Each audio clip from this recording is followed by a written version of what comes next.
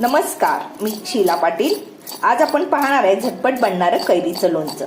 करायला एकदम सोपे आणि चवीला एकदम भन्नाट। चला तर कसं करायचं ते पाहूया। कैरीचं झटपट लोणचं करण्यासाठी कैरी घ्यायची। कैरी स्वच्छ धुवून पुसून घ्यायचं। आपल्याला आवडतील त्या आकारात फोडी करून घ्यायच्या। आता एका खलबत्त्यामध्ये साखर थोडंसं जास्त घ्यायचं, चव छान येते। चवीनुसार मीठ, हळद, जिरे,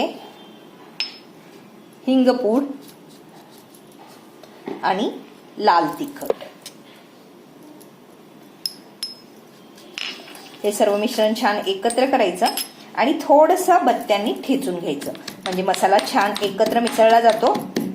एका बाउलमध्ये फोडी घालून घ्यायचं आणि हा तयार मसाला त्यावरती घालायचा